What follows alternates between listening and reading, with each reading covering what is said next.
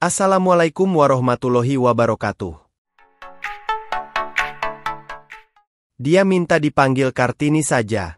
Memberontak feodalisme dan adat istiadat yang mengungkung kaumnya, menjadi warna khas dalam diri pahlawan asal Jepara ini. Pemerataan pendidikan menjadi tekad dan keyakinannya terhadap kemajuan. Kartini tak sebatas kebaya dan seremoni. Ia seorang aktivis pemikir yang jatuh bangun. Keresahan dan kegelisahannya sudah mengakar semenjak ia remaja. Meski jalan hidupnya tidak konsisten, ada berbagai kisah yang terkuak di antara jalinan kata dari kesaksian keturunan Kartini. Tentang kontroversi ketokohan, isu poligami, kematian, hingga sudut pandang film yang berbeda. Di sini, di kediaman keturunan Kartini, Ibu Asri Mimi Ningtyas, salah satu kerabat dekat yang menyimpan cerita-cerita turun-temurun tentang sosok Raden Ajeng Kartini. Seperti apa Kartini yang sesungguhnya? 29, tepatnya di Jepara. Presiden pertama kita, Soekarno, telah menetapkan Kartini sebagai pahlawan nasional pada tanggal 2 Mei 1964 melalui keputusan Presiden nomor 108 tahun 1964. Kartini yang mempunyai nama lengkap Raden Ajeng Kartini Joyo Adiningrat. Ia adalah orang yang memperjuangkan hak wanita atau bisa dikenal dengan emansipasi wanitanya. Kartini adalah orang yang menentang feodalisme, terutama antara hak yang membedakan antara laki-laki dan perempuan. Kali ini gua akan menceritakan kisah hidup Kartini. Simak baik-baik ya. Ibu, bisa ceritakan bagaimana karakter Kartini semasa kecil? Lalu bagaimana ia menghadapi tradisi pingitan yang memisahkannya dari sekolah? Kartini dikenal lewat surat-suratnya yang revolusioner. Sebagai keluarga, bagaimana Anda melihat proses kreatif beliau? Dari sini kita tahu, Kartini bukan hanya menulis tentang emansipasi, tapi juga kesetaraan sosial dan pendidikan untuk semua. Ada banyak mitos tentang Kartini, termasuk soal poligami ayahnya. Bagaimana versi keluarga? Bu, boleh diperkenalkan diri kepada para penonton ini. Ibu di susunan silsilah keluarga itu ada di posisi keberapa, Bu? Begitu dari Ibu Raden Ajeng Kartini. Baik, saya adalah cucu dari adik putri terkecil Ibu Kartini yang bernama R.A. Sumatri Sosolati Kusumo. Itu adalah adik putri terkecil dari Ibu Kartini. Adalah cucu, jadi mungkin bisa dikatakan cucu keponakan. Ya. Gitu. Boleh, Ibu, boleh diceritakan, Bu, siapa Ibu Raden Ajeng Kartini ini? Seperti apa masa kecilnya? Beliau ini dari keturunan yang seperti apa gitu? Baik, Ibu Kartini lahir 21 April 1879 di Mayong. Saat itu ayahandanya adalah Wedono Mayong di Kabupaten Jepara. Lahir dari seorang ayah yang bernama Raden Mas Adipati Aryo Sosroningrat dan seorang ibu yang sangat bersahaja, yaitu Mas Ajeng Ngasirah. Kalau ayahandanya adalah putra dari Condronegoro, Pangeran Adipati Condronegoro keempat, yang saat itu menjabat Bupati Demak. Kemudian ibundanya adalah putri dari Hamengkubuwono ke-6, Gusti Kanjeng Ratu Hayu.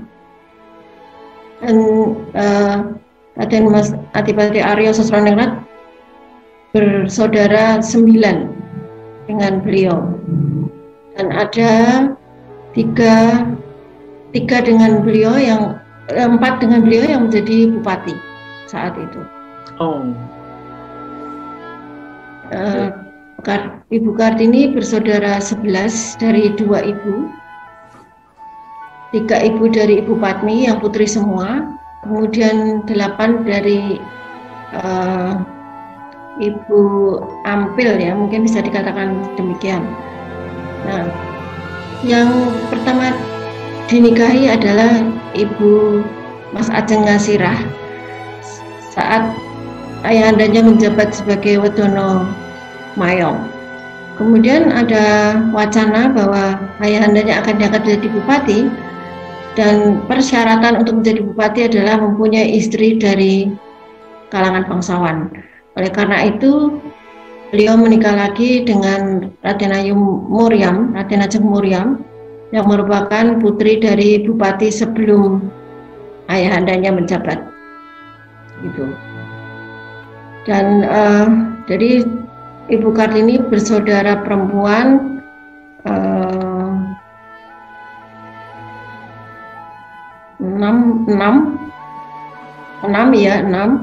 Kemudian dengan beliau yang pria ada 5. Jadi Ibu Kartini putra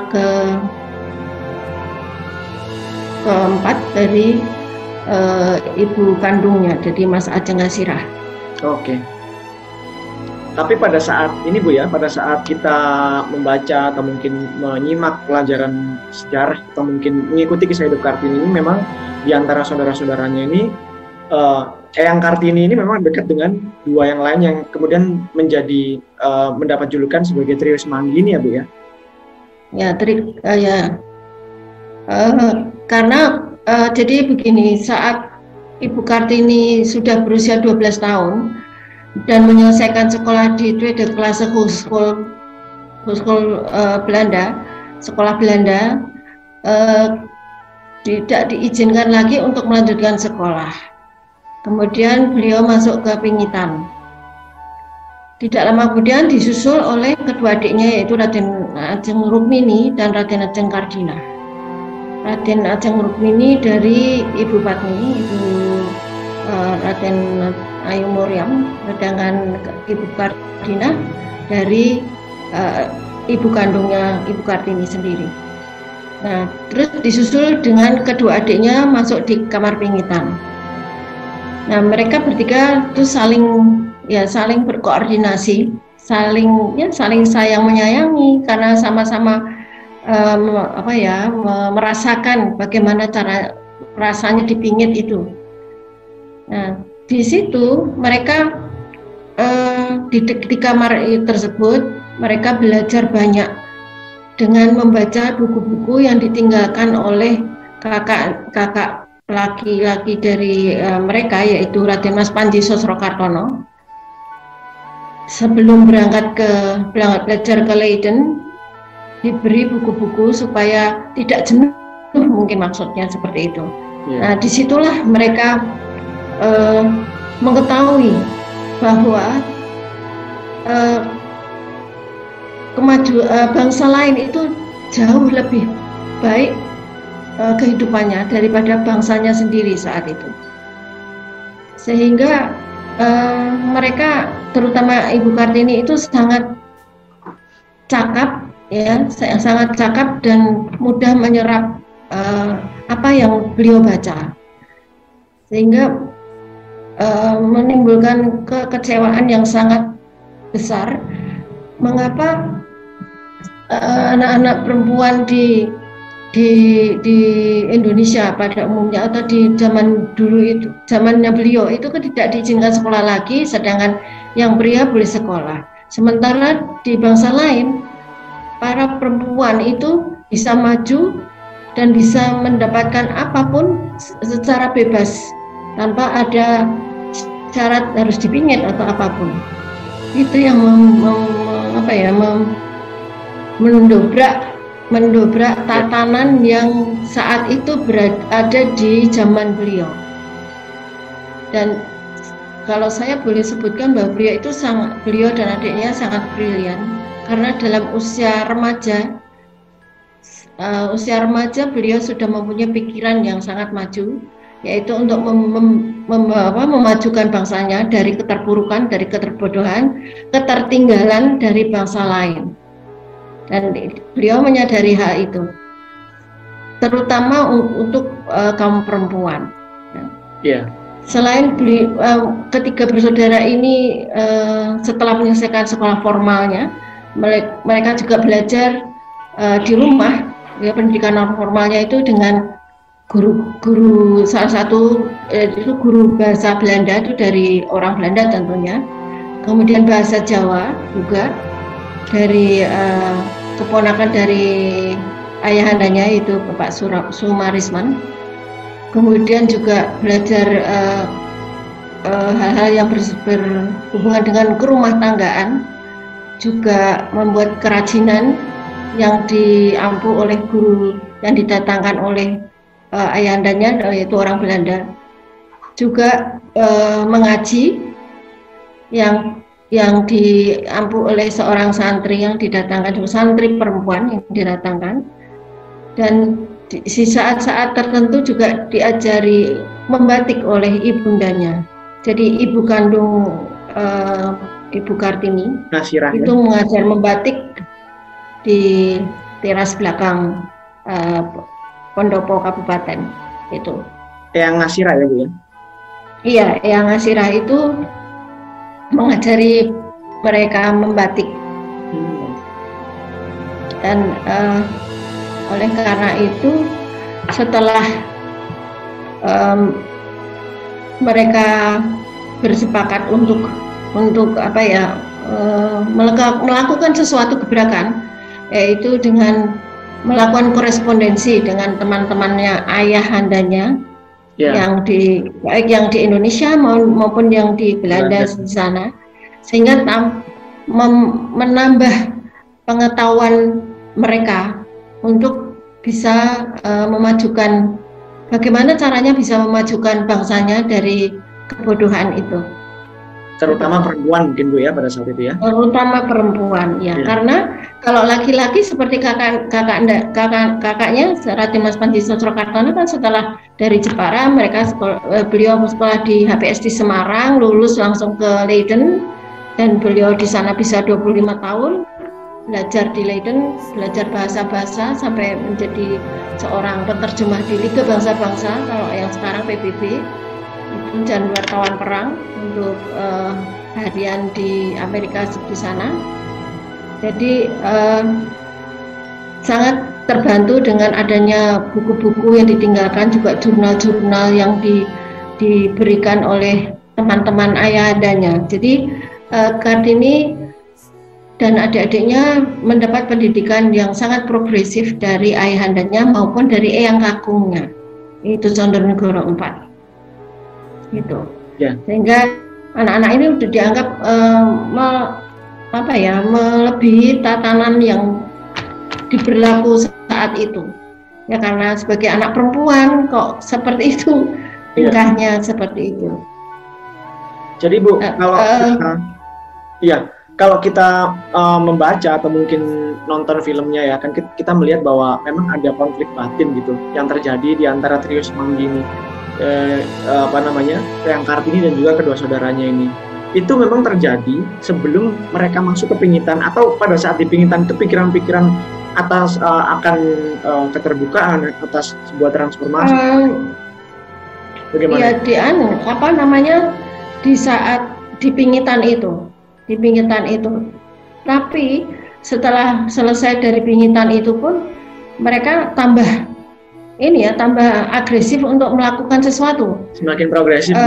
Salah satunya adalah sekolah untuk anak-anak di sekitar masyarakat di sana, ya, anak perempuan terutama. Itu sekolah di teras belakang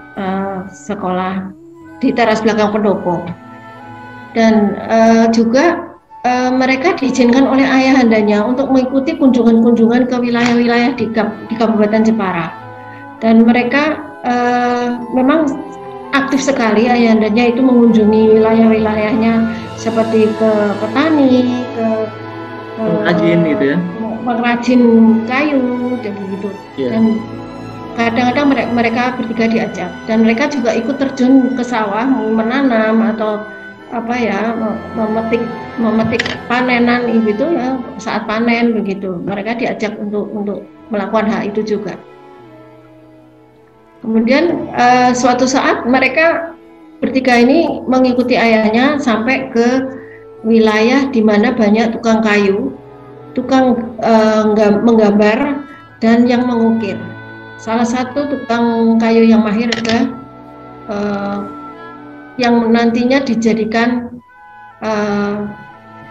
guru saat Ibu Kartini dan adik-adiknya ini mengetahui bahwa kesejahteraan para tukang kayu ini tidak sangat minim sekali, sehingga mereka mengundang para pengukir ini untuk datang ke kabupaten dan diminta untuk membuat kerajinan-kerajinan kecil seperti kotak perhiasan, kotak jahitan seperti itu.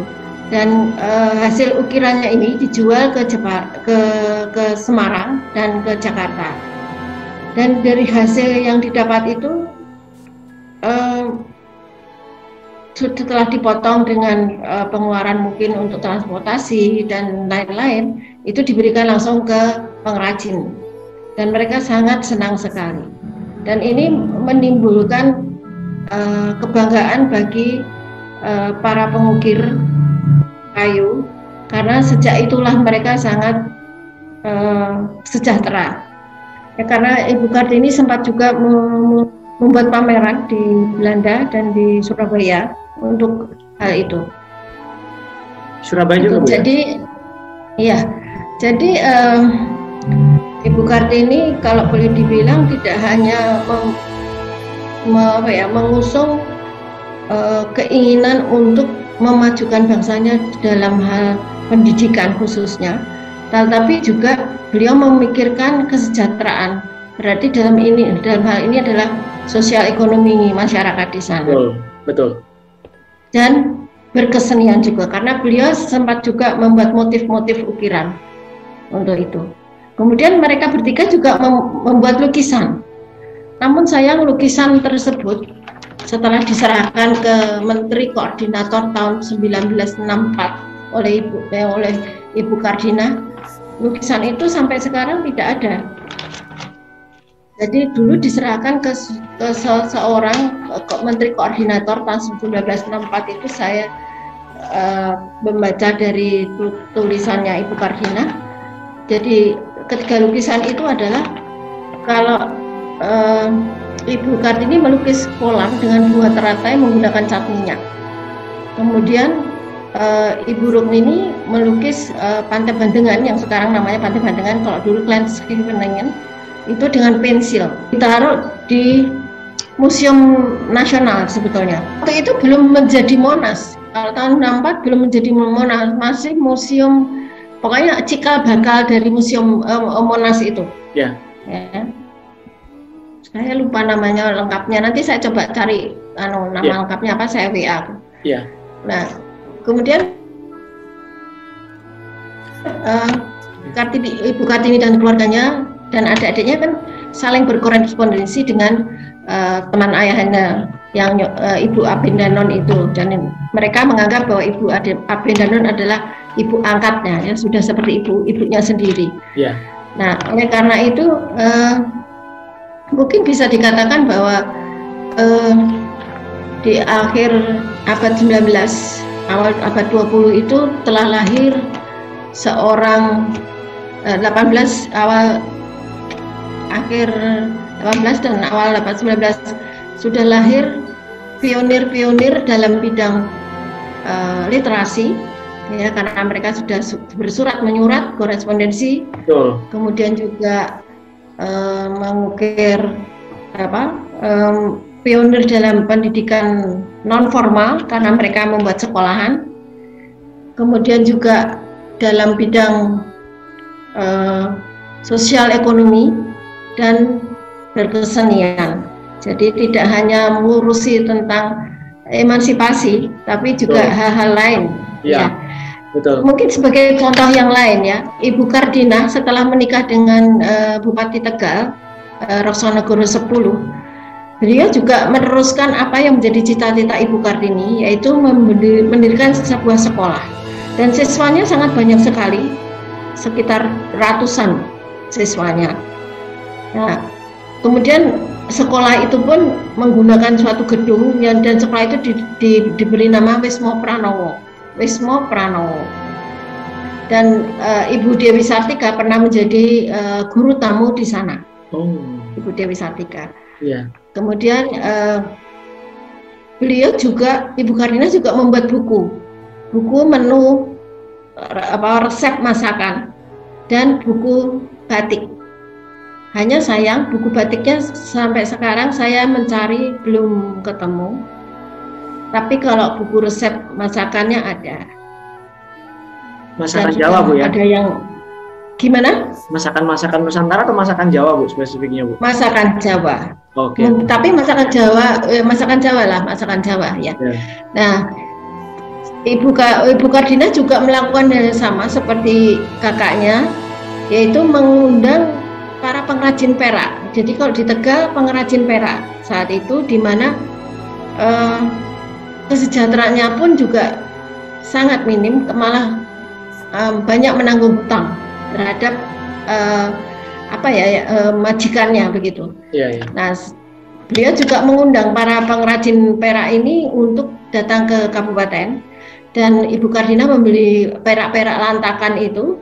Kemudian beliau minta supaya dibikinkan kerajinan perak seperti gelas, kemudian tempat perhiasan, sama seperti Ibu Kartini.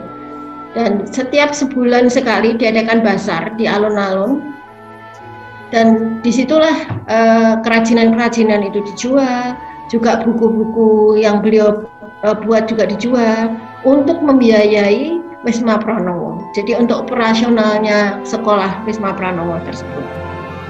Selain itu, beliau juga tergerak hatinya melihat ketimpangan sosial saat itu, di mana kalau para bangsawan sakit, ya, entah putranya entah keluarganya sakit, itu mendapat kesempatan untuk bisa dirawat di rumah sakit dengan selimut, dengan obat, dengan visitor dokter. Sedangkan yang tidak bangsawan itu hanya tergeletak di balai-balai tanpa ada perlakuan atau fasilitas seperti yang bangsawan. Oleh karena itu beliau mengadakan studi banding ke Cirebon, di mana ada kenalan beliau yang sudah mempunyai rumah sakit. Sebetulnya beliau tadinya ingin membuat rumah sakit khusus untuk bersalin, namun akhirnya setelah mendapat restu dari residen Belanda yang di Pemalang, akhirnya rumah sakit itu tidak hanya untuk bersalin, tapi untuk semua penyakit juga, untuk semua penyakit ya. Yeah. Nah, rumah sakit itu dinamakan Rumah Sakit Kardinah, dan sampai sekarang masih menjadi rumah sakit umum daerah, namanya Kardinah juga. Dan ada patung beliau di depan rumah sakit tersebut. Iya. Dulu di samping rumah sakit tersebut juga ada rumah kecil yang dipakai sebagai rumah singgah, atau rumah, bisa dikatakan rumah untuk para jompo itu di sana. Oleh karena itu tahun 2000, sebelum pandemi, tahun 2019 telah dibuat kajian oleh panitia pengusul Ibu Kardina untuk menjadi pahlawan nasional, kajian supaya beliau bisa diangkat sebagai pahlawan nasional bidang sosial gitu. Dan alhamdulillah saya juga ikut di sana dalam pembuatan itu di Tegal sana. Itu kalau yang Rukmi ini setelah kan Ibu Kardina dulu menikah dan ditinggal, kemudian tidak lama kemudian Ibu Kartini juga menikah lalu tinggal di Rembang, dan beliau juga membawa itu pengukir itu untuk melanjutkan pekerjaannya di Kabupaten Rembang. Kemudian yang Rukmi ini sendirian, dibantu dengan Eyang Sumatri, nenek saya, dan Eyang Kartinah untuk meneruskan sekolah di teras belakang di teras belakang pendopo Bupati Jepara. Iya. Gitu. Betul.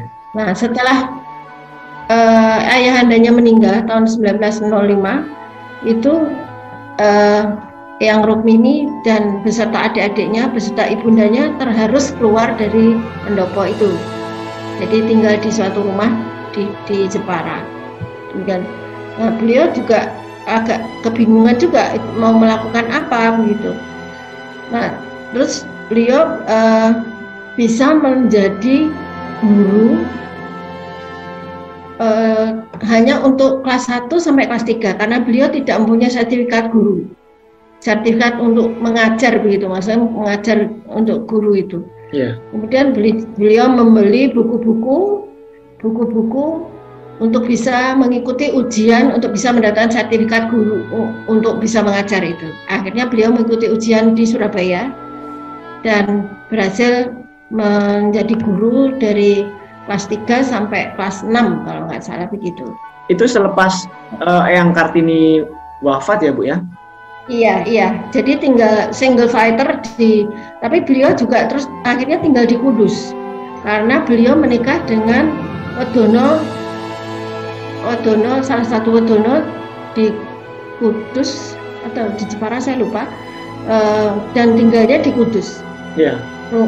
Rumahnya di dekat kabupaten ya, dekat rumah pendopo di sana rumahnya itu. Yeah. Jadi yang Rukmini tinggal dengan suami, kemudian juga dengan ibundanya di sana, gitu. Yeah.